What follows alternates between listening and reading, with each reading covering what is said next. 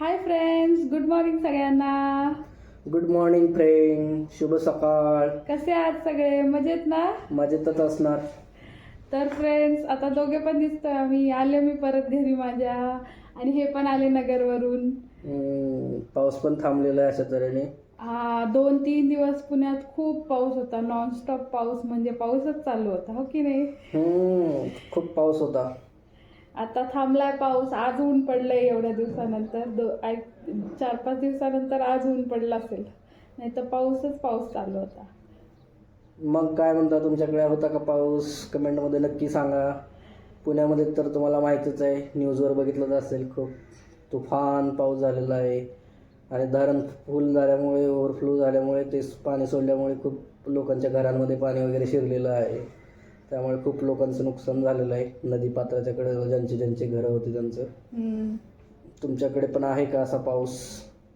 का हा एवढा वीक पडणार पाऊस आता? सप्टेंबरमध्ये हळूहळू कमी होईल. अजून ऑगस्ट आहे ना पण. तेच, गणपती थोडा असतो ना सप्टेंबरमध्ये, पूर्णच कमी होतो. तेच तर. मग आलो बघा आम्ही दोघे जण घरी. रात्री मी आले. येताना मग मम्मीने आमच्यासाठी परत टिफिन बनवून दिला होता मस्तपैकी. मग आम्ही तेच जेवण केलं रात्री.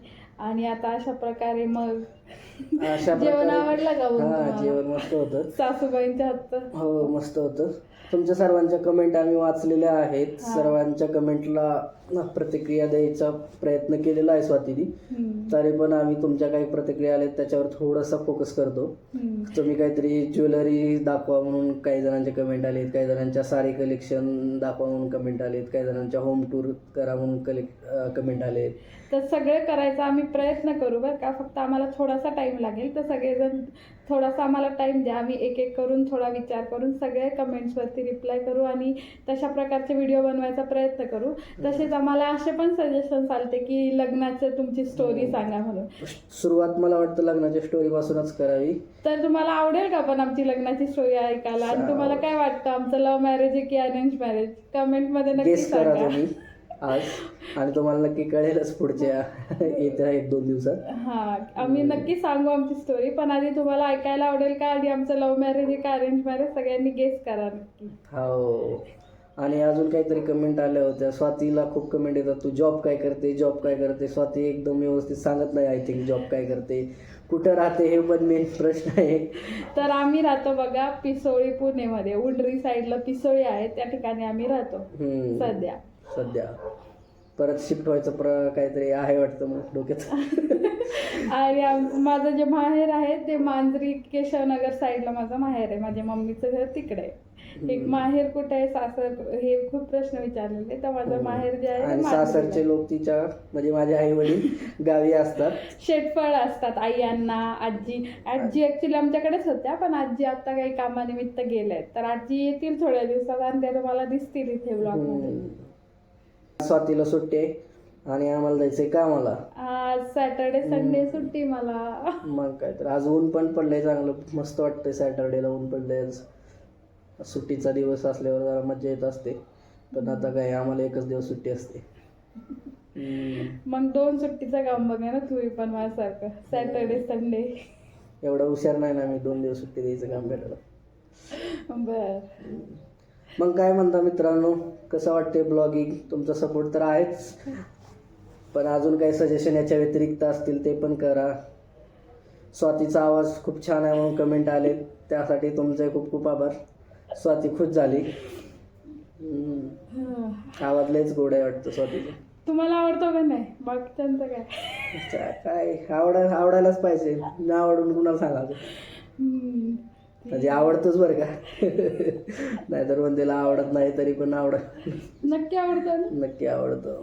बोला मग. काय बोलायचं, ब्लँक होतं बरं का कॅमेऱ्यासमोर आल्यावर. थोडं कधी आधी विचार करून ठेवलेला असेल तर तेवढंच फास्टमध्ये बोलता येतंय, आणि परत काय बोलायचं असं ब्लँक होतंय. जायचंय का मग कामाला? आता कामाला जावंच लागेल. काय कामाला नाही जाऊन कोणाला सांगायचं? सुट्टी घ्या की. सुट्टी नाही ना, 1 दिवसासाठी सुट्टी. काय उद्या सुट्टीच आहे की? सुट्टी घ्यायची नाही विनाकारण. काहीतरी काम असेल तर सुट्टी घ्यायची. नगरला होता का पाऊस? नगरला पण होता पाऊस. इकडे ना खूप म्हणजे रस्त्यांनी पाणी वगैरे खूप साचलं, कारण ते ड्रेनेज वगैरे खूप चॉकअप झाले, त्यामुळे खूप रस्त्यांवरती गड्डे वगैरे पडले होते, त्यामुळे खूप म्हणजे खूप नदीचंच रूप आलं होतं रस्त्यांना पण. पुण्याची अवस्था हळूहळू मुंबईसारखी होऊ लागली. हो नक्कीच.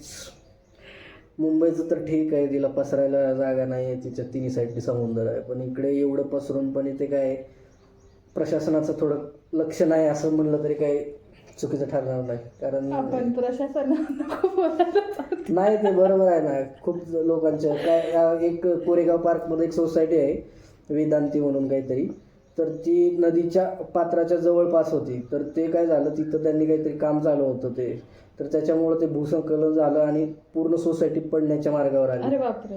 म्हणजे एवढे बेकार हाल आहेत पुण्याचे. आता मुंबईला आपण म्हणतो की मुंबईचेच खूप हाल आहेत, पण पुण्याचे पण तेच हाल आहेत. त्यामुळं काय प्रशासनावर बोलू नये असं जरी म्हणलं तरी बोलावं लागतं.